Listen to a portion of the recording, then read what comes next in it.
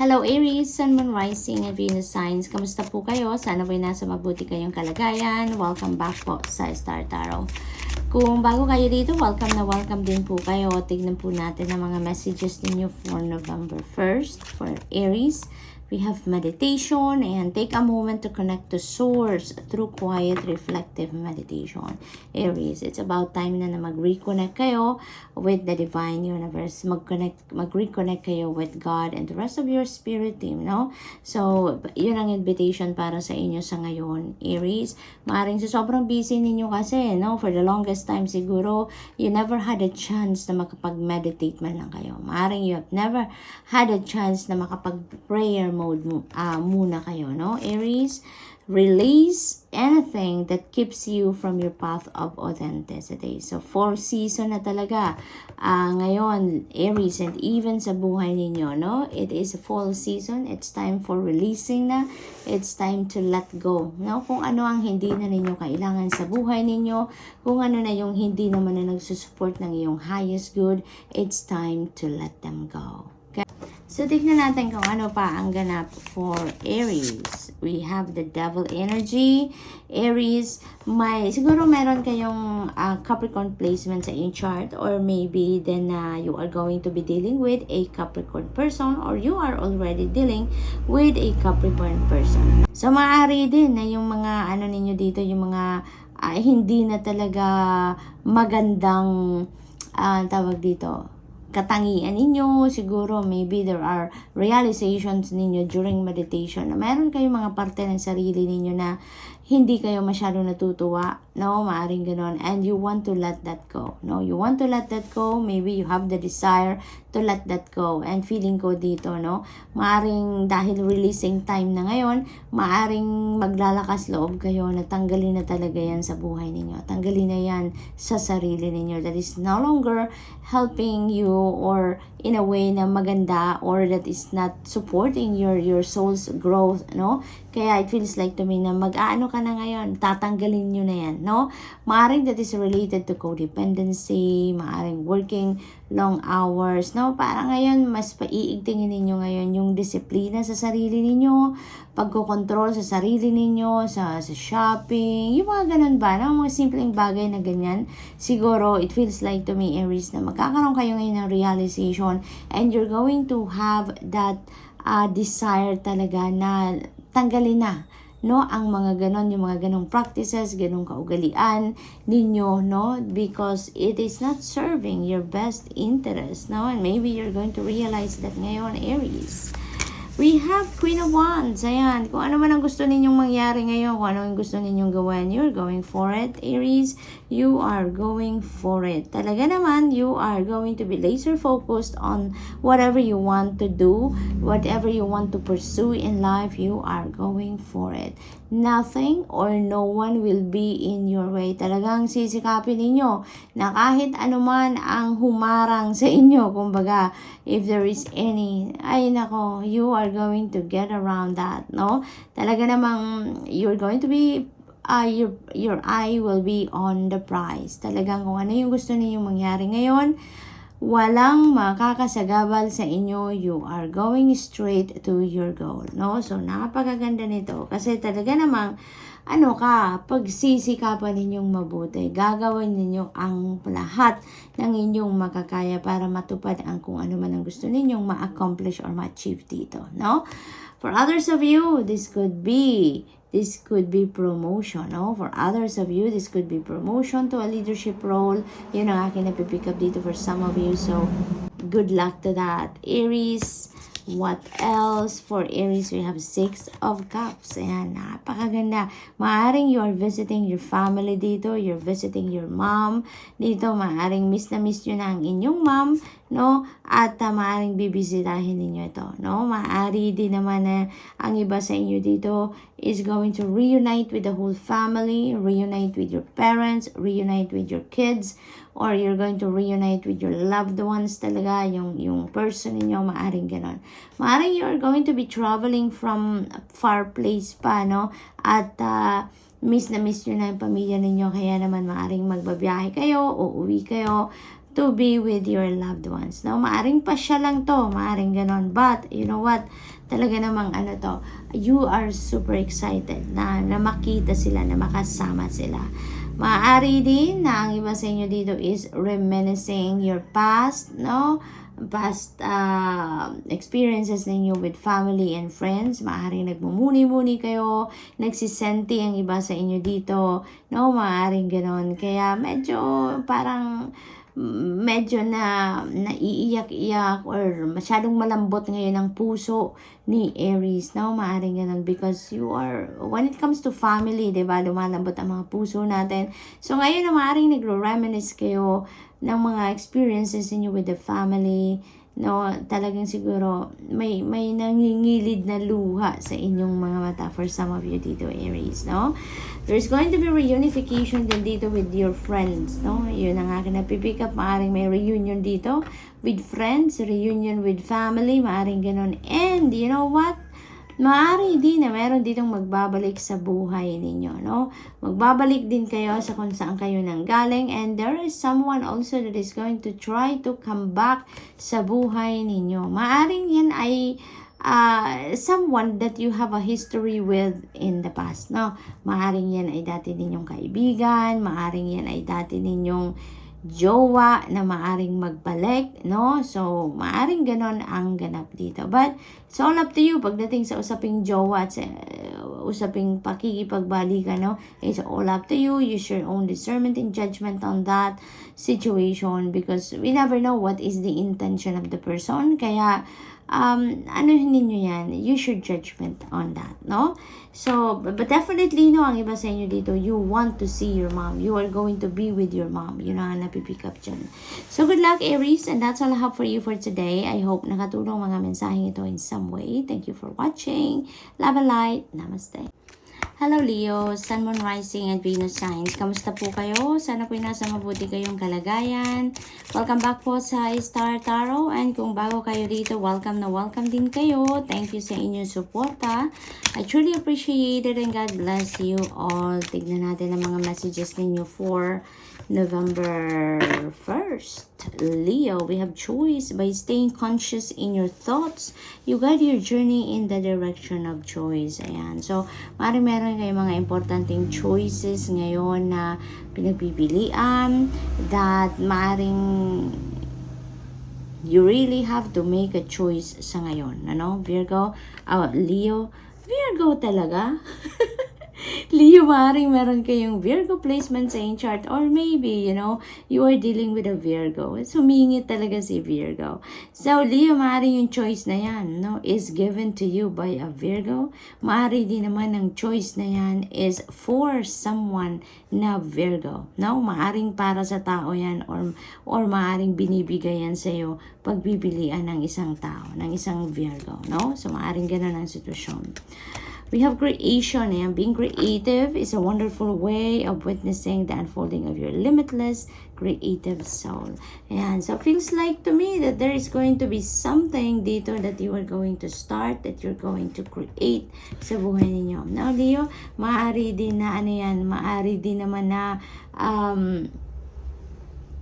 an opportunity yan na mailabas ninyo yung creative prowess, yung creative juices. Maaring ganun din ang sitwasyon dito for some of you, but definitely there's something new, no? There is something new dito na maaari ninyong gawin talaga, no? So what else?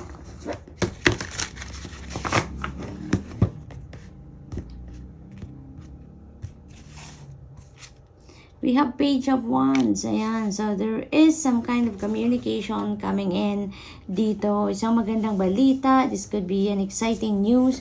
This could be a wonderful news na parating sa inyo dito, Leo. Maaaring related yan dito sa inyong creativity. Maaaring there is an offer for you, no, na maaring ano yan, related sa trabaho, racket, ganon, negosyo, maaring ganon, that is going to highlight your creative prowess, no? Leo, maaring mag-highlight yan ng mga talents ninyo, ng mga skills ninyo, no? Ng gifts ninyo, maaring ganon din ang sitwasyon for others of you. So, this is really a beautiful news na parating sa inyo. Maaring hindi lang yan isang opportunity, no? Na maaring i-offer sa inyo. Kaya kailangan ninyong mamili dito. Kaya kailangan may piliin kayo dito, no? Meron kayong mga choices siguro na kinakaharap dyan. Kaya maaring pag kailangan ninyong pag-isipan mabuti talaga, Leo, no? So, what else? We have Three of Pentacles. Ayan. So, maybe there is collaboration dito. There could be an offer of collaboration dito with other people na maaring, maaring katulad ninyo din sila, mga artist din. Maaring you're going to collaborate with those person with those people with a project, no? Using your talents, your skills, your gifts.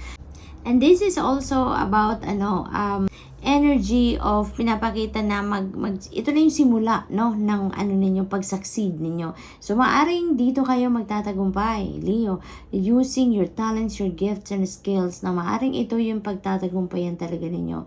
Yung creative prowess ninyo, yung creative juices ng isip ninyo, maaring ito yung magdadala sa inyo sa tagumpay, maaring ito yung magdadala sa inyo ng prosperity and abundance and financial success, no? Yun ang nakikita ko dito kasi meron magbubukas dito ng pinto para sa inyo, no? Na maaaring yung collaboration ninyo, yung pagkikipag-partner ninyo din sa ibang tao dito, yung working in a team dito na naganap sa buhay niyo, Leo. Ito yung magsisimula ng paghatid or pagdating ng success sa inyo, lalong-lalo na pagdating sa pera, lalong-lalo na pagdating sa source of income ninyo. Maaring ito yung magbo-boost, no, ng source of income ninyo. Ito yung tagumpay na maaring matagal na ninyong minimithi, no?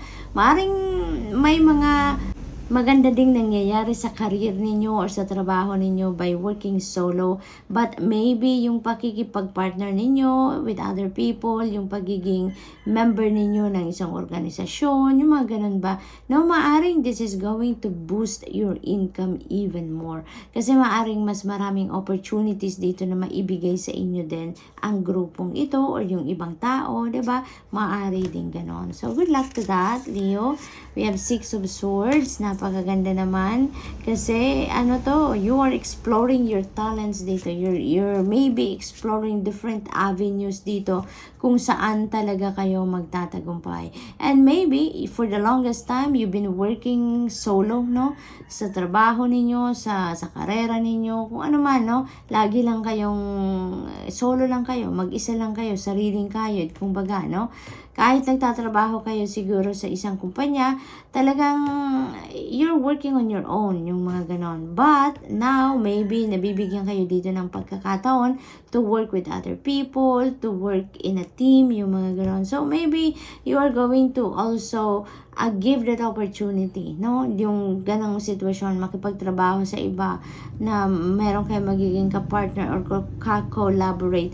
Or you are also giving yourself an opportunity to work in a team, siguro maaaring ganon. So, parang bukas kayo para sa pag-explore ng ganong, bagay naman sa ngayon, ano? And this is really beautiful kasi maaaring ma-figure out ninyo or makita ninyo na mas maganda pala ang resulta, no, when you're working with more people or with a team, no? So maaring may ganong sitwasyon ang iba sa inyo.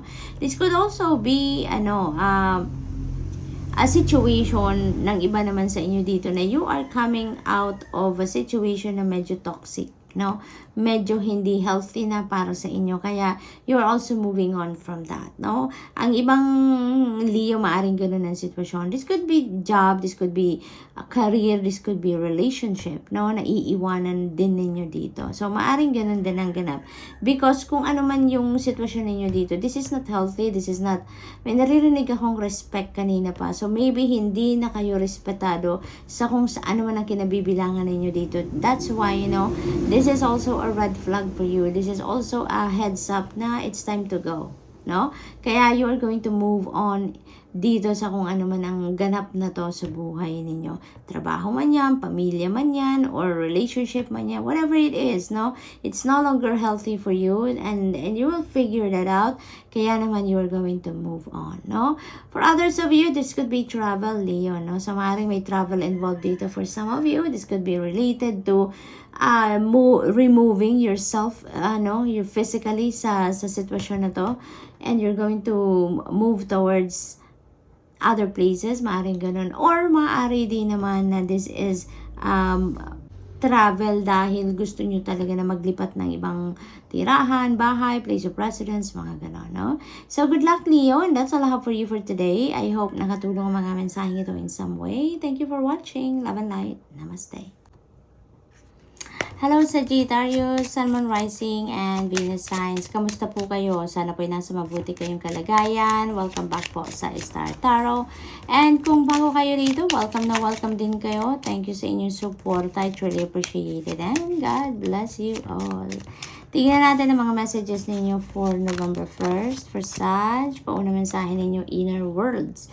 Your external world is a reflection of your inner world. Ayan. So, napakagandang reminder ito para sa inyo, Sagittarius, na kung ano yung lumalabas, no, sa inyong external world, sa inyong realidad, no, that is exactly the reflection of your inner self.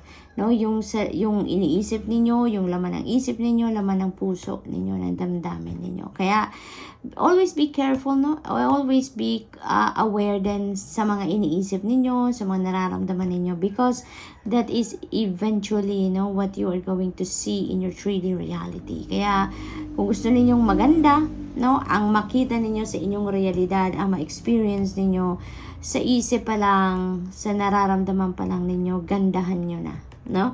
Para yun talaga ang may expect ninyo, may experience ninyo sa buhay ninyo. Okay?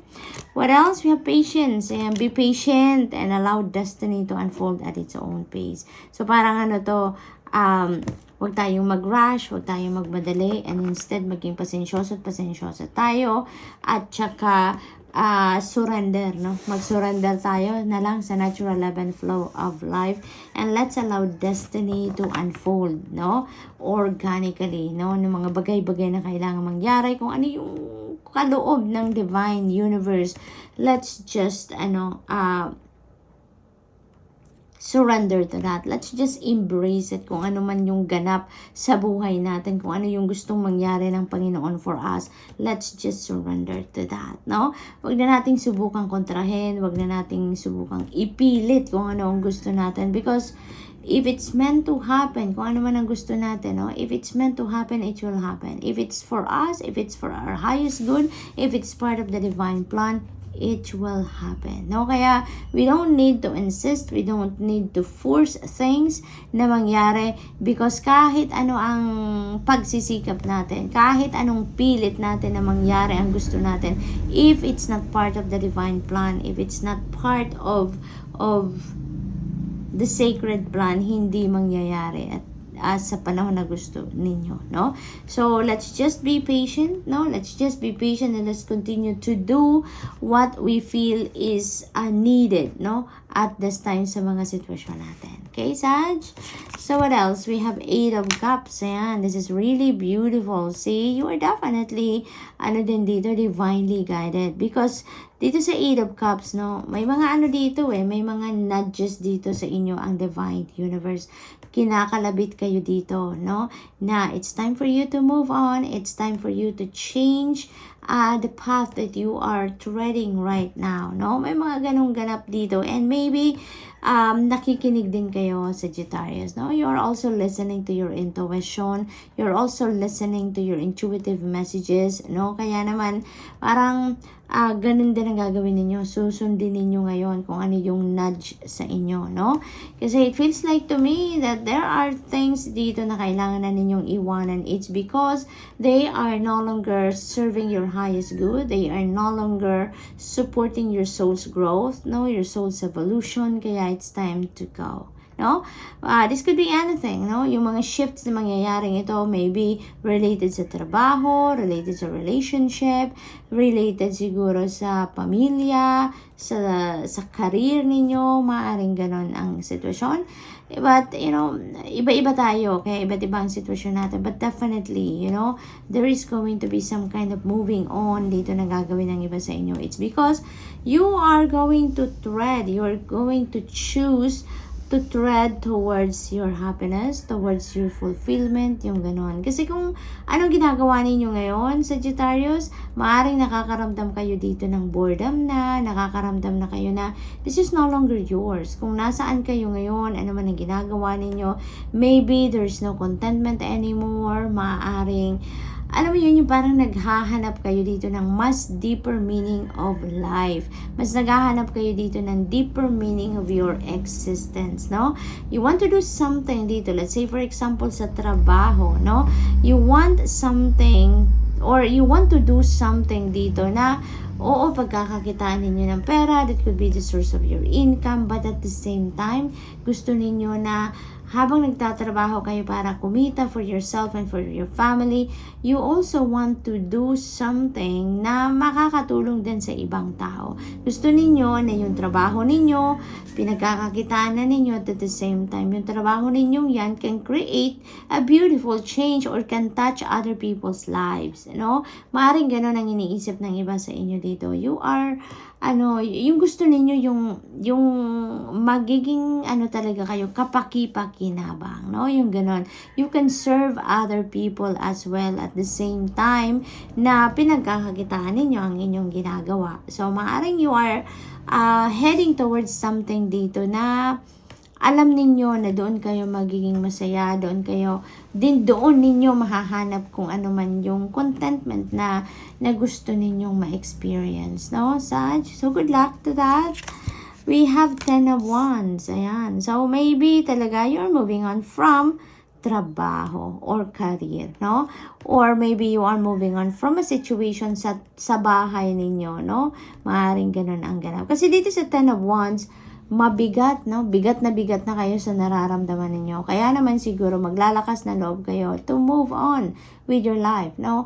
Maghanap kayo because you are realizing that there is life after work, there is life after all of these burdens na na na-experience niyo. Kaya you're going to decide dito for some of you Sagittarius na ibaba na kung ano nagpapabigat sa inyo, no?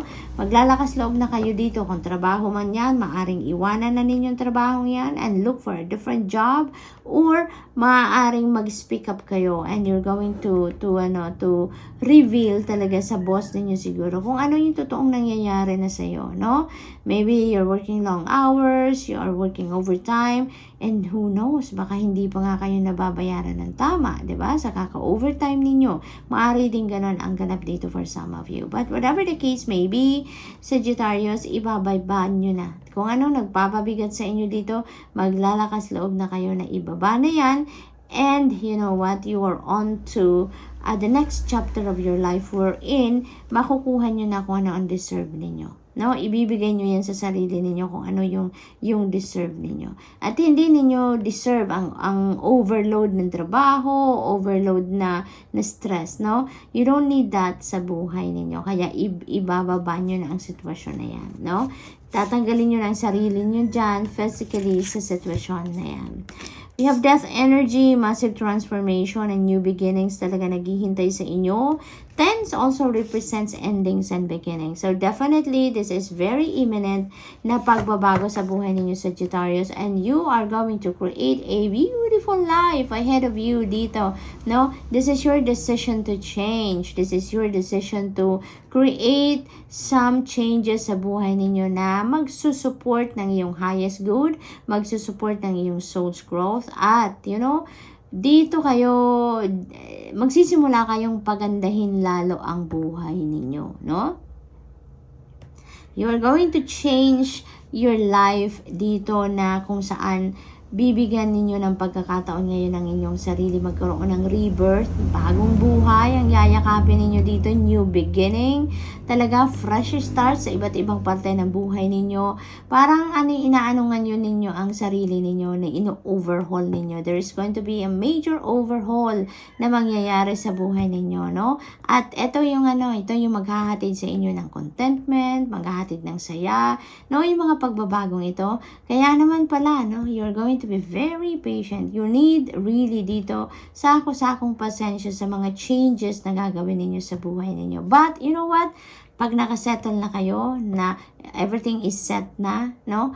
Talagang ito na mararamdaman na ninyo dito, yung glory, kumbaga, yung saya, yung joy, no, na create ninyo na mga pagbabago sa buhay ninyo. Babalik na ang yung parang return of investment ng pagod ninyo dyan, ang saya.